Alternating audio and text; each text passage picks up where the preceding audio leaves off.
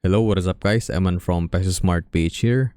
Welcome sa panibagong episode. Shout out to all podcast listeners as well. I appreciate you all. Today, let's discuss yung pag-pull out ng eToro sa Philippines. So, I just received this email an hour ago from eToro. So, nakalagay dito na we'll be closing your account. So, important details to note. So, open pa rin naman yung accounts natin up until December 8th. And on or before that day, you have to close all of your open positions and you should be able to request all of your withdrawals from your available funds. So, you also have to note na yung coin transfers sa mga crypto positions nyo by December 1, titigil na yun. And then yung wallet access itself will be blocked on December 15, 2024. So kailangan mo mag-transfer out na ng coins by that time. And then wala na tayong access totally dun sa mga accounts natin by February 7, 2025.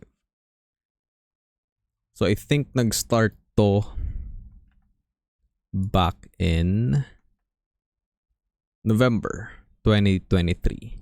So around this time then I believe nag-start na mag-threaten yung SEC to ban Binance here in the Philippines. And hindi mo na rin ma-access yung Binance here kasi pag tinry mo siyang buksan, like for example sa laptop, nakalagay doon, naka-block na siya. So for example, sa akin, yung provider namin is PLDT, so nakalagay doon Smart or PLDT. Hindi na siya pwedeng i-access. So, sabi dito ni Mr. Lee, so siya yung SEC Commissioner.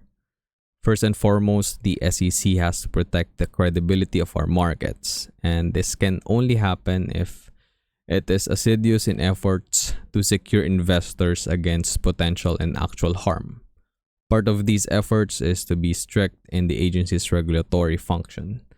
And we only allow entities, whether local or foreign, to operate in the Philippines once they are registered with the SEC or other Philippine regulators. So gusto talaga nila merong entity dito sa Philippines na of course matataksan o magbabayad siya ng tax since nag-ooperate siya mismo dito sa Philippines. So I think that's the main reason. Bukod dun sa, syempre, risk. So he added, allowing unregistered entities to operate only increases investors' exposure to risk. And normal everyday business already has risks.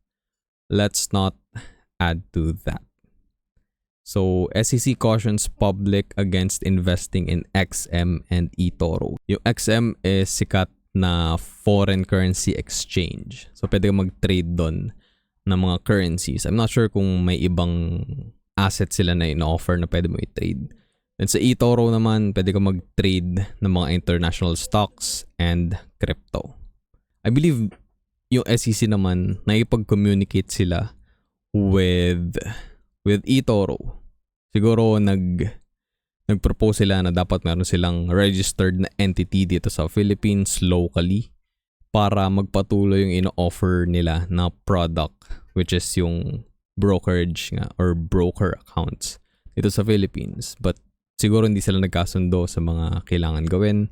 And yung market dito sa Philippines, yung kinikita ng eToro dito sa Philippines, hindi worth it yung hassle na gawin lahat yun, na mag-comply sa lahat ng mga hinihingi ng SEC and mag-comply sa lahat ng rules, regulations, and magiging mas magastos lang siya in comparison dun sa binibigay na business or binibigay na income or revenue ng Philippine market sa kanila. So that's why probably they decided na mag-pull out na lang dito sa Philippine market. But doon naman sa disclosure nila ng eToro or doon sa notice ng eToro, hindi naman doon sinabi ko ano yung reason kung ba't sila mag-pull out. So ang mismong sinabi lang nila is ito. As part of our ongoing review of regions in which we operate, eToro will no longer be offering services to users based in the Philippines. So that includes the eToro crypto wallet, copy trader, and smart portfolios. And sinabi din nila na as our records show that you reside in the Philippines, we regret to inform you that your eToro account or accounts will be closed. And meron nga ring notice back in May 4, 2024 na yung eToro promoters in the Philippines risk up to 21 years in jail. So any salesman, brokers, dealers, or agents promoting eToro in the Philippines will risk a monetary penalty of 5 million pesos or an imprisonment of up to 21 years or both. This came as, according to the local regulator, is not authorized to sell or offer securities to the public in the Philippines. After masend yung email notice, so nagkaroon na ng article dito sa Yugatech.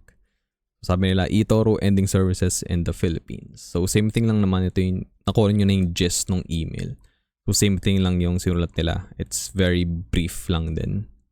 And same here dito sa Unbox.ph. So eToro pulls out of the Philippines. And again, same lang din yung content nito based dun sa email na na-receive ng mga account holders ng eToro dito sa Philippines. So ano magiging implication nito sa mga international or foreign brokers na gustong pasukin yung Philippine market? Well, this is not a good sign or precedent kasi nakikita nila na kailangan meron kang local entity dito sa Philippines for you to comply sa rules and regulations ng SEC. And for a startup business, that's gonna be expensive. Kasi yung operations mo, for example, you're based in the US. So kung ililipat mo dito yung operations mo or mag-hire ka dito, syempre kailangan mo ng HR team, kailangan mo ng hiring team, and kailangan mo mag-hire ng tao. So that will cost you money. Yung eToro kasi is like an international broker. Hindi naman talaga sila based sa isang lugar lang. If we compare kasi natin yung mga international brokers compared sa local brokers natin dito sa Philippines, mas advanced din talaga and mas madaling gamitin. For example, yung UI nila, yung user experience or yung user interface, mas maganda. And sa fees lang din, although sa mga local brokers, let's say na mababa lang yung fee or walang fee kapag ka bank transfer yung gagamitin mo na galing sa local bank mo. However, yung spread, example na lang sa crypto, sa Bitcoin, yung spread sa mga local brokers is ang taas. So kapag bibili ka ng asset, mas mahal mo siyang bibilin. And then kapag ibebenta mo siya, mas mababa mo siya mabebenta in comparison dun sa average current price nung asset na yon sa international market. Kasi ang crypto naman is international, so it can be traded anywhere as long as you have a broker. And pwede mo rin gamitin yung mga centralized na brokers katulad ng finance. And pwede ka rin gumamit ng mga DeFi platforms.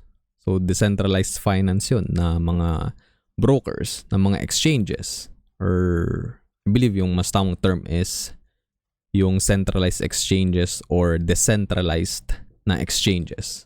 So ang mangyayari ngayon is our hands are tied, kumbaga, to use a local broker here in the Philippines para ma-expose tayo dun sa mga assets na gusto nating bilhin. And currently, limited lang yun. And again, yung spread is a bit high. Kasi I believe kung paano nag-ooperate yung mga what do you call this? Yung mga local brokers is hindi pa ganun kalaki yung like holdings nila ng mga assets. So kasi pag bumili ka ng, for example, crypto, bibilin din yun ng local broker na yun sa ibang broker. I'm not entirely sure kung paano nangyayari yung transaction. And if hindi ganun kalaki yung capital mo, then walang mabibili sa'yo yung mga customers mo. So, kung pwedeng example dito is mga decentralized na exchanges. So, kung nakikita nyo yung mga pairs, like for example, USDT and BTC pair. So, pwede ka mag-pool doon ng funds and mahati doon yung assets mo. Like, sabihin natin, meron kang $10,000 and gusto mo mag-stake doon sa pool na yun. Kasi magkakaroon ka ng quote-unquote rewards kapag ka nag-stake ka dun sa pool na yun. So, meron kang yield, may kinikita ka kapag nag-stake ka dun sa pool na yun. So, yung $5,000 mo, kalahati ng 10,000 mo, is mapupunta sa BTC. And then yung kalahati nung $10,000 mo, which is 5,000, mapupunta naman sa USDT. So, hinahati siya. So, ganun yung nangyayari sa mga exchanges. So, kailangan meron kang pool kasi pag kami nag-exchange, yun yung gagamitin. So, I believe ganun din naman nangyayari dun sa mga centralized exchanges. So, meron silang Bitcoin na hino-hold. So, kapag gusto mong bumili, mag-impose sila ng fee sa'yo. Kasi ginamit mo yung service nila, ginamit mo yung app nila, ginamit mo yung website nila to trade. So, in exchange, kailangan mong, sa instance ng crypto, kailangan mong i-convert yung peso mo into a stable coin, or pwede rin naman directly Bitcoin para yun agad yung makukuha mo. But normally kapag ka magiging, trader ka, i-exchange mo muna yung Philippine peso mo into stable coin. So, sabihin natin USDT. Then yung USDT mo is ipambibili mo ng Bitcoin or ng Ethereum. So, mayroon doon yung USDT mo, i-exchange siya. Like parang pagpapalitin nila yon. So, yung USDT mo is na-convert na to BTC. And nasa account mo, nakalagay doon, meron ka ng BTC or meron ka ng Ethereum. So, yun lang naman. Quick update lang about eToro. So, if meron kang account sa eToro, it's best na i-transfer mo na, for example, yung mga crypto holdings mo into another wallet. Kasi pwede naman yun sa eToro app. Basta supported yung asset and like yung chain or kung ano mang blockchain yung ginagamit mo. And if meron kang stocks dito, then you're gonna be forced to sell. Kasi i-close na yung account natin dito sa Philippines. And at least, for example, if invested ka sa mga US stocks or sa US market in general, sa mga ETFs, nag-all-time high ulit yung S&P 500 currently. So, kung invested ka doon or mga stocks ka na member ng S&P 500, it's gonna be a good time to sell. Kasi kailangan mo ibenta yung positions mo, kailangan mo i-close lahat ng open positions mo. And para ma-withdraw mo na or ma-cash out mo na yung pera mo. And it's gonna be better to do this now instead of later. Kaysa mag-cram ka pa. Like for example, lalo na, December. So, ito yung holiday na inaabangan natin lahat. And especially ito sa Philippines because we are a religious country. So, mahalaga sa atin yung holiday na Christmas. So, magiging busy na by this time. And for example, if you're practicing Catholic, nagsisimbang gabi ka na by this time, like, yeah, believe December 15 nag-start or 16. I'm not entirely sure. But yeah, just do it now. Do it as soon as you can. And again, in favor naman sa market, no? Yung pagbenta ngayon. Or in favor sa'yo yung market kapag ka nagbenta ngayon. Kasi yung crypto mataas din, 61K yung Bitcoin ngayon. And yung S&P 500, yung US stocks, nag-all-time high. So, yun lang naman guys. Thank you for watching and listening. I will see you on the next episode. Always remember, be Peso smart.